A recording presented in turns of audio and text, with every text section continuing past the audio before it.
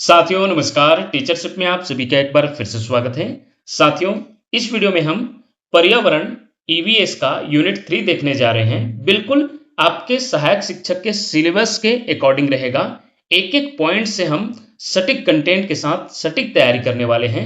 चलिए बिना देर के स्टार्ट करते हैं। हमारा जो यूनिट 3 में है वो पर्यावरण अध्ययन क्यों पढ़ाए हैं, जिसमें हमें मात्र 3 टॉपिक पढ़ना है।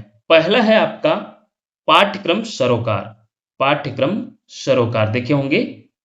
दूसरा आप देखेंगे इसमें, दूसरा है आपका अवधारणा का बनना।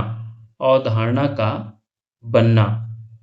और तीसरा हमें देखना है, मात्र 3 टॉपिक देखना है। तीसरा है इसमें सामाजिक अध्ययन की अवधारणा। सामाजिक अध्ययन की अवधारणा।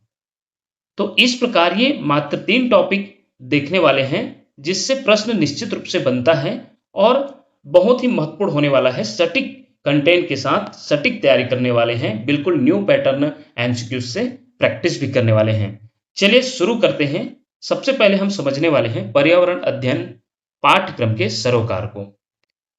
अर्थ से शुरू करते हैं। पर्यावरण अध्ययन पाठ्यक्रम के सरोकार का अर्थ क्या है, अर्थात हमें पर्यावरण बच्चों को क्यों पढ़ाए, इसे जानने के लिए इसे समझना बहुत जरूरी है। सरोकार का अर्थ क्या है? वे मुख्य चिंताएं, उद्देश्य, मूल्य और व्यापक मुद्दे जिन पर पूरा ईवीएस पाठ्यक्रम आधारित होता है। सरल शब्दों में बात करें तो सरोकार वे बातें हैं जिनकी चिंता करते हुए ईवीएस की रचना एवं शिक्षण किया जाता है या पाठ्यक्रम का निर्माण किया जाता है। ईवीएस पाठ्यक्रम की 4 मुख्य अपेक्षाएं हैं। Four pillars of EVS. प्राथमिक कक्षाओं में ईवीएस शिक्षण कार्यक्रम मुख्य रूप से 4 आधारभूत घटकों या अपेक्षाओं पर टिका हुआ है। वो कौन कौन सा आधारभूत घटक है? तो वो है आपके मूल्यों की समझ, अर्थात सही और गलत की पहचान व नैतिक बोध। अवधारणाओं की समझ, कॉन्सेप्ट बिल्डिंग, वैज्ञानिक व सामाजिक नींव के लिए जानकारियों का संग्रह, डेटा कलेक्टिंग एंड एप्लीकेशंस। और चौथा है कौशलों का विकास, स्किल डेवलपमेंट, जिसमें अवलोकन, विश्लेषण, समस्या समाधान ये सब शामिल है। आइए इसे और भी अच्छे से समझने वाले हैं इसके माध्यम से। ये देख सकते हैं, पहला है मूल्यों की समझ, जिसमें सही और गलत की समझ, कहानियों, अनुभव व रोजमर्रा की घटनाओं से सीखना होता है। तो बच्चों को मूल्यों की समझ हेतु, इसलिए जैसे आप पर्यावरण अध्ययन पढ़ा रहे हैं तो उससे संबंधित कहानी हो और उससे संबंधित अपना अनुभव शेयर करें, रोजमर्रा की घटनाओं से परिचित कराए, ताकि वह पर्यावरण से लगाव हो और पर्यावरण के जो मूल्य है उसको समझें। सकारात्मक गुण की बात करें तो तर्क, जिम्मेदारी, सहयोग, परस्पर सम्मान व सामाजिक मूल्य विकसित होना, और बच्चे अपने व्यक्तिगत व सामाजिक निर्णयों के कारण समझने लगते हैं। तो ये मूल्यों की समझ है। तो मूल्यों की समझ में क्या क्या आ जाते हैं? सही और गलत की समझ, सकारात्मक गुण, बच्चे अपने व्यक्तिगत व सामाजिक निर्णयों के कारण को समझने लगते हैं इसके अंतर्गत। दूसरा है अवधारणाओं की समझ, कॉन्सेप्ट बनाना। तो परिभाषा रटने के बजाय अवलोकन, तुलना, अनुभव व परिचर्चा से समझना, जिससे अवधारणाएं या कॉन्सेप्ट का निर्माण होता है। उदाहरण की बात करें तो मिट्टी क्या है, पौधे कैसे बढ़ते हैं, पानी के विविध रूप क्या है। यह समझ आगे चलकर विज्ञान एवं सामाजिक विज्ञान की नींव मजबूत करती है। वही तीसरी बात करें, जानकारियों का संग्रह, इंफॉर्मेशन। तो सही जानकारियों को पहचानना, इकट्ठा करना व व्यवस्थित करना, क्रमबद्ध में जमाना। माध्यम है प्रश्न पूछना, सर्वे करना, प्रत्यक्ष अवलोकन व संवाद के माध्यम से बच्चे जानकारियों का संग्रह करते हैं। मुख्य सूत्र है जानकारी को लेकर केवल याद नहीं करना बल्कि दैनिक जीवन में लागू करना। और चौथा है कौशलों का विकास। प्रमुख कौशल है अवलोकन, मापन, वर्गीकरण, तुलना करना, प्रयोग करना, संवाद व समस्या समाधान करना। तो ये सभी से बच्चे जो है अपने स्किल डेवलपमेंट करते हैं। उद्देश्य होता है बच्चों को वास्तविक जीवन की चुनौतियों एवं स्वतंत्र व सटीक निर्णय लेने के योग्य बनाना। तो ये रही आपके 4 जो मुख्य अपेक्षाएं हैं या 4 पिलर्स ऑफ ईवीएस कह सकते हैं, जो 4 आधारभूत घटक है ईवीएस पाठ्यक्रम की। आगे अब हम देखेंगे महत्वपूर्ण निष्कर्ष के माध्यम से कि ईवीएस की ये चारों अपेक्षाएं बच्चों को केवल किताबी ज्ञान नहीं देती बल्कि उन्हें सोचने वाला, संवेदनशील और समझदार और पर्यावरण के प्रति जिम्मेदार नागरिक बनाती है, अर्थात पर्यावरण के प्रति अपनी जिम्मेदारी को समझती है।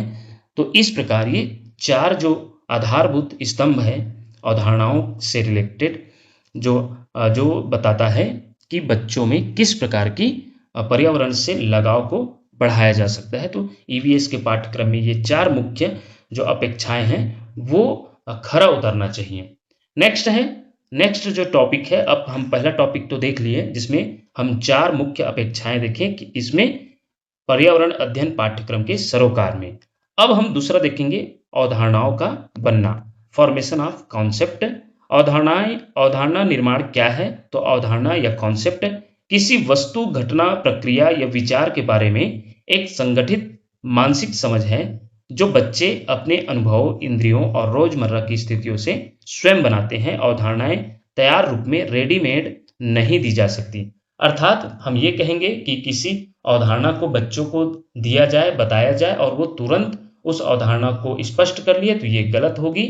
बच्चे कैसे अपने अवधारणा का निर्माण करते हैं? तो खुद बच्चे अपने अनुभव से, इंद्रियों और रोजमर्रा की स्थितियों से स्वयं करके देखते हैं और अनुभव लेते हैं, और ये बार बार करने से किसी जो है तथ्य के बारे में उनका कॉन्सेप्ट जो है निर्माण होता है, अर्थात अवधारणाओं का बनना होता है, फॉर्मेशन ऑफ कॉन्सेप्ट। नेक्स्ट हम देखेंगे बच्चों में अवधारणा निर्माण के भी प्रमुख चार आधार है। कौन कौन सा है इसे याद रखिएगा। जैसे कि हमने पर्यावरण अध्ययन पाठ्यक्रम के सरोकार में भी चार मुख्य अपेक्षाएं देखी, उसी प्रकार बच्चों में अवधारणा निर्माण के भी प्रमुख चार आधार देखेंगे, जिसमें पहला है अवधारणा बनने के लिए पहला जो सीढ़ी है वो प्रत्यक्ष अनुभव है, एक्सपेरिमेंटल। तो रटंत विद्या से नहीं बल्कि सक्रिय अनुभव व गतिविधियों से गहरी व स्थायी समझ बनाती है।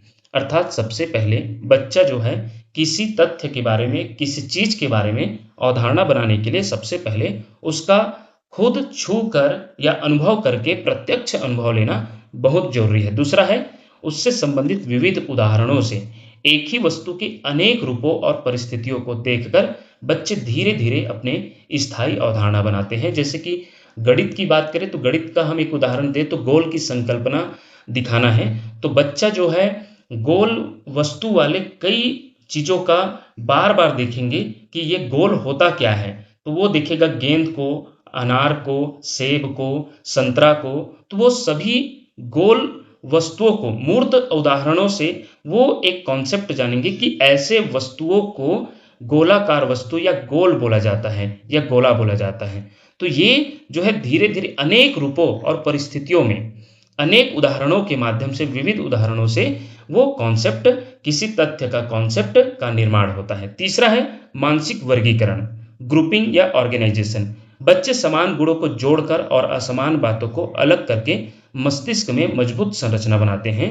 जैसे कि जब किसी बच्चे को स्कीमा के उदाहरण में दिया जाए तो किसी बच्चे को पहले से बताया गया है कि ये एक जानवर है जो कुत्ता है, इसका नाम, इसे कुत्ता कहते हैं, लेकिन अगली बार बच्चा जब किसी बकरी को देखता है तो भी वह कुत्ता बोलता है, तो वहां पर वो अपने पहले से मौजूद जानकारी को, समान गुणों का उपयोग करके वो जो है बकरी को भी कुत्ता बोला गया। लेकिन जब उन्हें बार बार बताया गया बड़ों के द्वारा कि ये जो है कुत्ता से अलग है, तो फिर बच्चा नेक्स्ट टाइम वो उसमें असमान बातों को अलग करके खुद पहचानने लगेंगे कि बकरी ऐसा दिखते हैं, कुत्ता ऐसा दिखते हैं, तो मानसिक वर्गीकरण करने लगते हैं। तो इस प्रकार वो तीसरा स्टेज है मानसिक वर्गीकरण करना। चौथा है भाषा की सहायता से।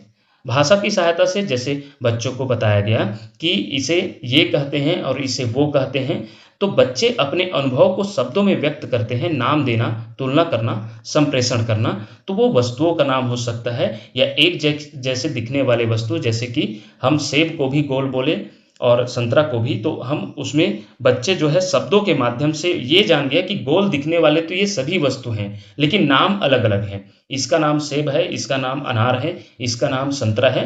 तो इस प्रकार भाषा की सहायता से भी बच्चे जो है नाम देना, तुलना करना और संप्रेषण करना सीखते हैं। तो ये रही आपके अवधारणा बनने के चार मुख्य आधार। नेक्स्ट अब हम देखेंगे ये अवधारणा बनने में जो भूमिका होती है वो किसकी भूमिका होती है? इंद्रियों की। तो इंद्रियों की भूमिका होती है हमारा संपूर्ण प्राथमिक ज्ञान 5 ज्ञानेंद्रियों द्वारा प्राप्त संवेदी इनपुट पर आधारित है। जैसे कि नेत्र, नेत्र क्या करता है, रंग को पहचानने में, रूप को, आकार को, इसे अनुभव करने में या देखकर बताने में, रंग रूप आकार को जानने के लिए नेत्र ज्ञानेंद्रिय का उपयोग होता है। वही कान जो है आवाज और ध्वनि को पहचानने के लिए उपयोग होता है। नासिका जो ज्ञानेंद्रिय है वो सुगंध व दुर्गंध को पहचानने के लिए, और जो जीभ है वो स्वाद लेने के लिए या टेस्ट जो जानने के लिए, स्वाद को जानने के लिए उपयोग होता है। वह त्वचा जो है स्पर्श या ताप या गर्म ठंडा इस स्पर्श करके जानने के लिए उपयोग होता है। तो हमें किसी वस्तु का अवधारणा निर्माण करने के लिए ये ज्ञानेंद्रियों का बहुत ही महत्वपूर्ण रोल है। याद रखिएगा, क्रिया रेखा के माध्यम से समझें तो अवधारणा निर्माण की जो चरणबद्ध प्रक्रिया होगी वो इन चरणों को याद रखिएगा। पूछा जा सकता है कूट संबंधी में कि पहला चरण क्या है, संवेदी अनुभव, देखना और छूना। दूसरा चरण है तुलना व भेद, जब बच्चा देखता है, प्रत्यक्ष अनुभव करता है, फिर वो वस्तुओं का क्या करता है, तुलना व भेद करना सीखता है, समानता व अंतर निकालता है। तीसरा चरण है फिर इस प्रकार तुलना व भेद करके, समान व अंतर का गुण को जानकर, फिर वो एक जैसे वस्तुओं को देखने वाले वस्तु को अलग में रखता है, अर्थात वर्गीकरण करता है। मतलब बांट बांट के, जैसे कि ये इस प्रकार की वस्तु हम कह सकते हैं कि सेब दिखने वाले वस्तु को, अगर सेब, संतरा और बहुत से सारे फल दे दिया जाए और उसमें एक जैसे दिखने वाले वस्तुओं का वर्गीकरण किया जाए, तो बच्चा समानता व अंतर देखकर, दूसरा चरण को देखकर वो वर्गीकरण फिर करने लगते हैं कि सेब को अलग रखने लगेंगे, संतरा को अलग और बिही को अलग, इस प्रकार का वो वर्गीकरण कर सकते हैं। चरण 4 में नामकरण करना, फिर वही शब्द देना आता है अपने भाषा के माध्यम से। इस प्रकार लास्ट में इन चारों चरणों से फिर लास्ट में स्थायी अवधारणा बनता है, कॉन्सेप्ट निर्माण होता है। तो ये जो 4 चरण हैं आपके, इन 4 चरणों से हम 5वां चरण कॉन्सेप्ट का निर्माण में पहुंचते हैं। तो इन चारों चरणों से जो प्राप्त होता है, इन चरणों को क्रम जमाने के लिए आपको पूछा जा सकता है कूट संबंधी प्रश्न में। चलिए नेक्स्ट अब देखने वाले हैं जो अवधारणाओं का मानसिक संजाल होता है। तो नेट कॉन्सेप्ट वेब होता है, कह सकते हैं। बच्चा कैसे किसी तथ्य को जानने के पीछे धीरे धीरे उससे जुड़ी शब्दों को जानने लगते हैं और फिर कॉन्सेप्ट का निर्माण करते हैं। तो जैसे कि किसी एक हम बात करें, गाय की बात करें, तो गाय से संबंधित पहले बच्चा जो है पूछा जाए तो धीरे धीरे वो तो अपने गाय के बारे में जानकारी इकट्ठा किए रहते हैं। जैसे कि गाय चारा खाती है और बछिया देती है, बछड़ा देती है, दूध देती है, जिससे, और वो दूध जो है कम वसा युक्त होता है और इसके जो मूत्र होता है उससे दवाइयाँ भी बनती है, आयुर्वेद का काम आता है। और इनके जो गोबर होते हैं उसका बायोगैस निर्माण करते हैं उससे, मतलब ईंधन के लिए। और इसके जो उपले होते हैं वो भी जो है ईंधन का उपयोग होता है और इससे जो है ऊर्जा का, बायोगैस और उपले दोनों से ऊर्जा का निर्माण होता है जिससे खाना पकाया जाता है। तो इस प्रकार गाय से जुड़ी कितनी सारी चीज़ों को वो इकट्ठा करके गाय का कॉन्सेप्ट क्लियर करेगा कि गाय एक जो है हमारे लिए बहुत ही उपयोगी पशु है, जिससे इन चीज़ों से, इन चीज़ों के लिए हमारे लिए बहुत ही उपयोगी है। तो वो धीरे धीरे बच्चों का ये कॉन्सेप्ट का निर्माण होता है, अवधारणा का निर्माण होता है, जो ऐड होते जाती है नया नया जानकारी, जैसे जैसे बड़ों से वो सुनते जाते हैं। और इस प्रकार उनका गाय से संबंधित या किसी भी तथ्य से संबंधित उसका जो है कॉन्सेप्ट क्लियर होते जाता है। तो हमने एक गाय के उदाहरण से कैसे बच्चों का जो मानसिक संजाल बनता है अवधारणाओं का, उसे ये क्रिया रेखा या चित्र के माध्यम से देखें कि इसमें जितने अधिक प्रत्यक्ष अनुभव होंगे मस्तिष्क में अवधारणा संजाल उतना ही समृद्ध व व्यापक बनेगा। देखिए, गाय से संबंधित जितने ज़्यादा या बड़ों से सुनते जाएंगे या प्रत्यक्ष अनुभव होते जाएगा, उनका जो है जो संजाल है, वो अवधारणा संजाल है, कॉन्सेप्ट वेब है, वो बढ़ते जाएगा। अर्थात उनमें जो है कॉन्सेप्ट का और ज़्यादा निर्माण होते जाएगा। तो इसे बताया गया है। आइए अब हम बात करने वाले हैं इस यूनिट का तीसरा टॉपिक, जो कि सामाजिक अध्ययन की अवधारणा है। चूंकि हम प्राथमिक स्तर के शिक्षक के लिए तैयारी कर रहे हैं, इसलिए हम प्राथमिक स्तर पर सामाजिक अध्ययन की प्रमुख अवधारणाएं देखेंगे। जिसमें देखा जाए तो प्राथमिक स्तर आपके कक्षा 1 से 5 तक आता है, जिसमें मुख्य रूप से पर्यावरण सामाजिक अध्ययन की अवधारणा को समझाने के लिए उपयोगी विषय होता है। देखा जाए तो सामाजिक अध्ययन को एक अलग विषय के रूप में नहीं बल्कि पर्यावरण अध्ययन ईवीएस के रूप में पढ़ाया जाता है। इसमें इतिहास, भूगोल, नागरिक शास्त्र और समाज शास्त्र की बुनियादी बातें बच्चे के दैनिक जीवन से जोड़कर सिखाई जाती है, जिसका बहुतायत समावेश देखने को मिलता है।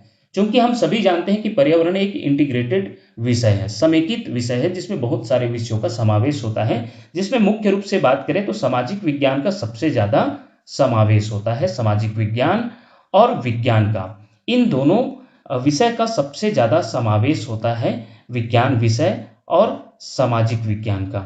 तो देखा जाए तो बात करें अब हम प्राथमिक स्तर पर सामाजिक अध्ययन की प्रमुख अवधारणाएं और उनके उदाहरण, तो नीचे कुछ उदाहरण देखेंगे और उसके कॉन्सेप्ट को समझेंगे, जैसे कि परिवार और संबंध। सबसे पहला जो सामाजिक अध्ययन की अवधारणाओं को स्पष्ट करता है ईवीएस के माध्यम से, वो है आपके परिवार और संबंध। परिवार ही जो बच्चे का पहला जो है सामाजिक अध्ययन का अवधारणा भी है, और ईवीएस का जो पहला जो कदम होता है या पहला कॉन्सेप्ट होता है बच्चे के लिए ईवीएस का या पर्यावरण का प्रमुख भाग होता है, वो आपके परिवार और संबंध होता है। अवधारणा की बात करें तो बच्चा अपने सबसे करीबी सामाजिक ढांचे यानी परिवार को समझता है। वह रिश्तों, परिवार के प्रकारों, एकल और संयुक्त परिवार और एक दूसरे की मदद करने के महत्व को सीखता है। उदाहरण के द्वारा देखें तो कक्षा में बच्चों से उनके परिवार का फैमिली ट्री बनवाना या उनके घर में कौन कौन काम करता है इस पर चर्चा करना इसके सबसे पहला कदम है, जो सामाजिक अध्ययन या सामाजिक अध्ययन की अवधारणा को स्पष्ट करने का सबसे पहला कदम है। देखा जाए तो दूसरा देखें तो हमारा आश्रय व घर।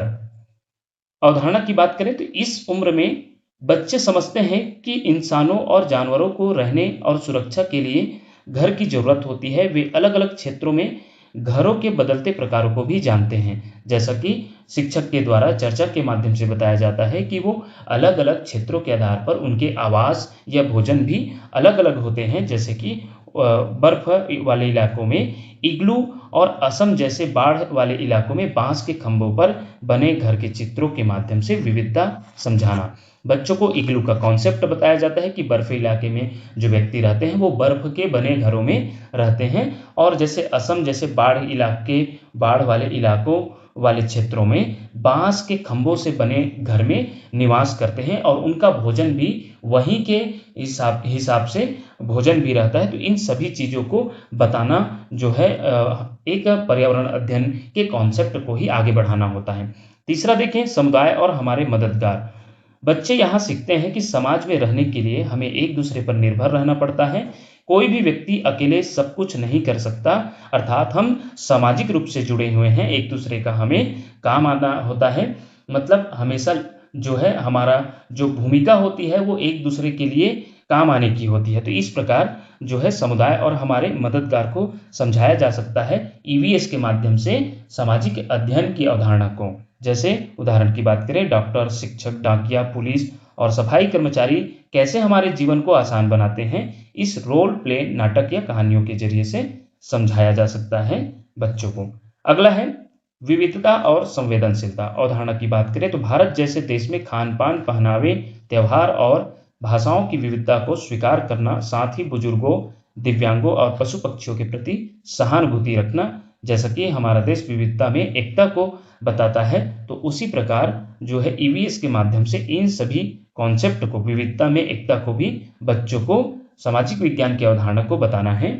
और उदाहरण की बात करें तो कक्षा में अलग अलग राज्यों के त्योहारों जैसे पोंगल, बिहू, ईद, दिवाली और भी बहुत सारे जो हमारे राज्य से संबंधित हैं, जो कि हरियाली त्योहार, जो हरेली त्योहार और कर्मा त्योहार, तो ये सभी को बच्चों से परिचित कराना चाहिए। तो ये बताता है एक सामाजिक अध्ययन की अवधारणा को, वहां खाए जाने वाले भोजन के बारे में भी बातचीत करना। अगला है समय और बदलाव, इतिहास का आधार है। जैसे कि अवधारणा की बात करें, प्राथमिक स्तर पर बच्चे समय बीतने के साथ चीजों में आने वाले बदलाव को समझने लगते हैं। यह उनके लिए इतिहास की शुरुआत है। तो कह सकते हैं कि जैसे जैसे मतलब पुराने बातों को जिक्र करने पर या पुराने जो प्रचलन बातों को जिक्र करके और आज के बदलाव को चर्चा करके उन्हें जो सामाजिक अध्ययन के जो इतिहास भाग है उसकी भी अवधारणा बच्चों को स्पष्ट कराया जा सकता है। इसके माध्यम से बच्चों को यह समझाना कि पुराने ज़माने में लोग संदेश भेजने के लिए कबूतर या चिट्ठी का इस्तेमाल करते थे और आज हम मोबाइल का उपयोग करते हैं, इस प्रकार।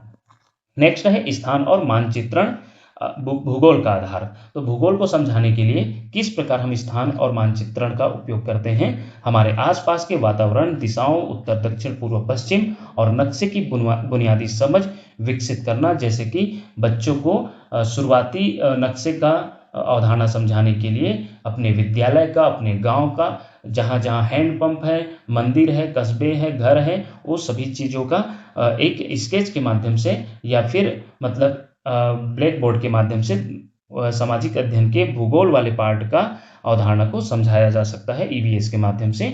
बच्चों से उनके स्कूल या क्लासरूम का एक साधारण स्केच नक्शा बनवाना, जिसमें वे ब्लैक बोर्ड, दरवाजा और खिड़की की दिशाएं दिखा सकें। नेक्स्ट देखें, संसाधन और उनका संरक्षण। तो इसमें बात करें तो इसमें पानी, बिजली, पेड़ और भोजन जैसे महत्वपूर्ण संसाधनों की कीमत समझना और उन्हें बर्बाद न करने की आदत डालना, अर्थात इसका उचित उपयोग हो, अनुचित उपयोग ना हो, इस प्रकार का बच्चों को इसकी जानकारी देना इस ईवीएस के माध्यम से। तो ये भी आपके संसाधन जो है, आपके पर्यावरण जो है सामाजिक विज्ञान के अवधारणा को स्पष्ट कराती है। स्कूल या घर में पानी की एक एक बूंद बचाना या ब्रश करते समय नल बंद रखना जैसी आदतें विकसित कराना, ये सभी आपके सामाजिक अध्ययन की अवधारणा को और ज़्यादा विकसित कराती है, मजबूत कराती है। जो कि प्राइमरी स्तर की बात करें, प्राथमिक बच्चों की बात करें, तो उनमें ईवीएस के माध्यम से ही सामाजिक विज्ञान की अवधारणा को, सामाजिक अध्ययन की अवधारणा को ज़्यादा से ज़्यादा विकसित कराया जा सकता है। तो ये रही आपके इस यूनिट का थ्योरी पार्ट, जो कि 3 ही टॉपिक पर रहा। अब हम इससे संबंधित टॉप 20 एमसीक्यूज देखने वाले हैं। चलिए शुरू करते हैं। पहला प्रश्न है, प्राथमिक स्तर पर पर्यावरण अध्ययन ईवीएस की 4 मुख्य अपेक्षाओं के संबंध में दिए गए कथनों पर विचार कर सही कूट चुनिए। तो हमने जैसे कि 4 मुख्य अपेक्षाओं की बात करें वीडियो की शुरुआत में ही, तो उसमें देखा जाए तो हम कथन पर विचार करते हैं। पहला है, ईवीएस की पहली अपेक्षा सही गलत की समझ और नैतिक मूल्यों का विकास करना बिल्कुल सत्य है। दूसरा है, ईवीएस में अवधारणाओं का निर्माण केवल परिभाषाओं के रटने से बेहतर होता है। तो बिल्कुल गलत, क्योंकि अवधारणाओं का निर्माण जो है बच्चों में परिभाषाओं के रटने से नहीं, बल्कि खुद करके, अनुभव से और बार बार कोई चीज को करने से, खुद स्वयं करने से, प्रत्यक्ष अनुभव से जो है अवधारणाओं का निर्माण होता है। तो ये दूसरा कथन गलत हो जाएगा। जानकारियों के संग्रह का मुख्य उद्देश्य उसे वास्तविक जीवन में सार्थक रूप से लागू करना है। तो बिल्कुल सत्य है। और कौशल विकास बच्चों को सोचने, विश्लेषण करने तथा स्वतंत्र निर्णय लेने योग्य बनाता है। तो ये भी सत्य है। तो हम बात करें तो इसके आधार पर जो कुट सही होगा वो ऑप्शन सी होगा। 1, 3 और 4 इसका जो सेकंड जानकारी है वो गलत हो जाएगा। नेक्स्ट है, नीचे दिए गए अभिकथन और कारण पर विचार कीजिए, सही विकल्प का चयन कीजिए। इसे ध्यान से देखिएगा। कथन है, पर्यावरण अध्ययन का असली उद्देश्य बच्चों को केवल पाठ्य पुस्तकों का ज्ञान देना नहीं, बल्कि उन्हें संवेदनशील और सोचने वाला नागरिक बनाना है। कथन बिल्कुल सही है। कारण देखते हैं। प्राथमिक कक्षाओं में ईवीएस शिक्षण का एकमात्र उद्देश्य बच्चों को वार्षिक परीक्षाओं में अधिकतम अंक दिलाना तथा रटंत स्मरण का परीक्षण करना होता है। तो ये आपके कारण गलत हो जाएगा। तो उसके आधार पर उत्तर कौन सा हो जाएगा? ए सही, लेकिन आर सर्वथा गलत। ऑप्शन सी इसका राइट आंसर हो जाएगा। नेक्स्ट देखते हैं, बच्चों में अवधारणा निर्माण की सही चरणबद्ध प्रक्रिया का तार्किक क्रम क्या होगा? इसको ध्यान से देखिएगा। हमने अवधारणा निर्माण की प्रक्रिया को देखे हैं, तो इसका क्रम पूछा जा रहा है। जैसा कि हमने चर्चा भी की है कि इसका क्रम कूट संबंधी प्रश्न में पूछा जा सकता है। ध्यान से देखिएगा, इसका उत्तर क्या हो सकता है। तो सबसे पहले क्या होगा? संवेदी अनुभव। हमने क्या देखे? संवेदी अनुभव होना जरूरी है। किसी वस्तु को छू कर समझना, प्रत्यक्ष अनुभव करके। तो प्रत्यक्ष अनुभव किसके द्वारा होगा? संवेदी अनुभव, देखना, छूना, सुनना, सूंघना के माध्यम से।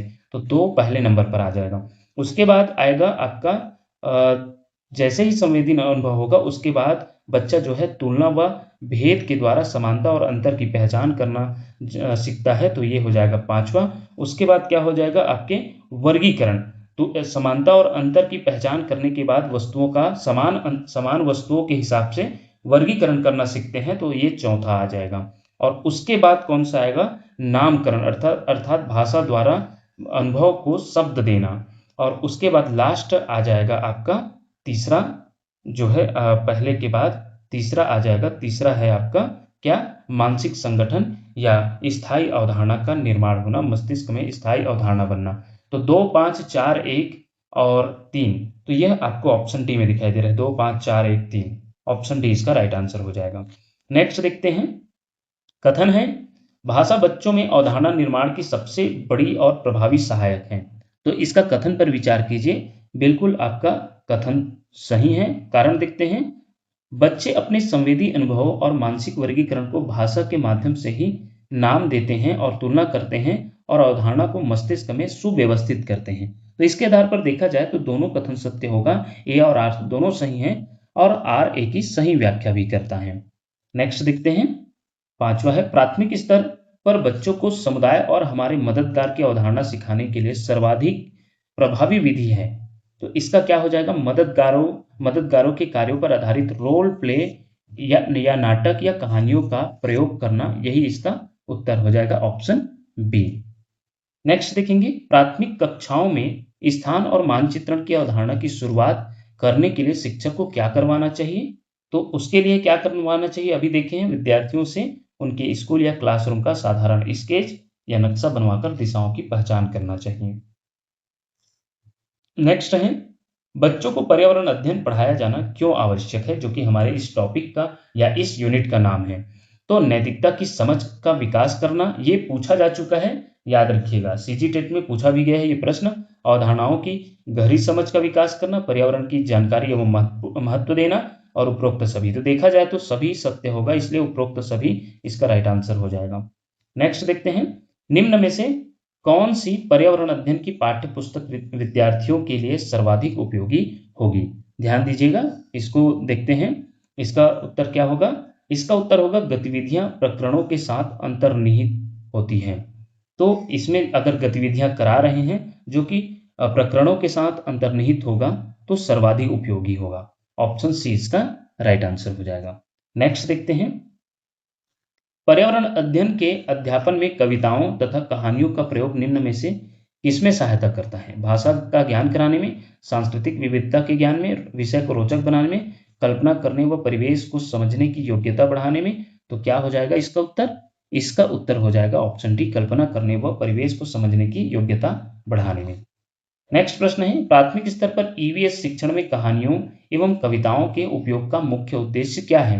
सीखने के लिए संदर्भगत वातावरण प्रदान करना, पाठों को केवल आनंददायक बनाना, केवल भाषिक कौशलों को बढ़ावा देना, कक्षा की विविधता की पूर्ति करना। इसका उत्तर क्या हो जाएगा, इसका उत्तर है सीखने के लिए संदर्भगत वातावरण प्रदान करना, ऑप्शन ए इसका राइट आंसर हो जाएगा। याद रखिएगा, ए ही इसका महत्वपूर्ण आंसर होगा, राइट आंसर होगा। नेक्स्ट देखते हैं, पर्यावरण अध्ययन पाठ्यक्रम की मुख्य अपेक्षाएं निम्न में से कौन सी है। अवधारणाएं एवं मूल्य, कौशल एवं जानकारियों का संग्रह, केवल परीक्षा में अंक लाना, ए और बी दोनों।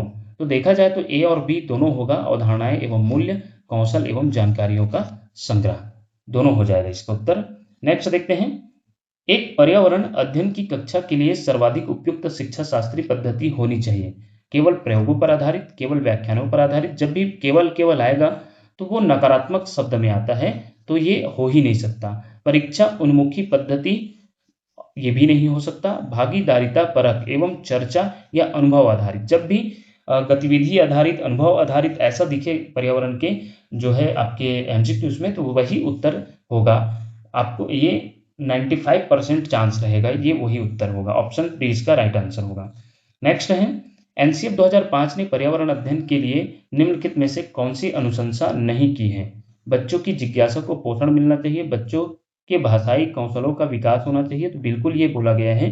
और स्वास्थ्य विषय ईवीएस में शामिल होना चाहिए, ये भी कहा गया है। शिक्षक द्वारा केवल व्याख्यान से जानकारी सीमित की जाए, तो ये बिल्कुल नहीं हो सकता। तो यह आपके जो है अनुशंसा नहीं हो सकती, इसलिए ऑप्शन डी इसका राइट आंसर होगा। नेक्स्ट है, पर्यावरण अध्ययन की कक्षा में बच्चों से खुले प्रश्न पूछने का मुख्य उद्देश्य क्या है। खुले प्रश्न पूछने का मुख्य उद्देश्य क्या होगा, बच्चों में अपसारी या सृजनात्मक चिंतन का विकास करना, ऑप्शन बी इसका राइट आंसर हो जाएगा।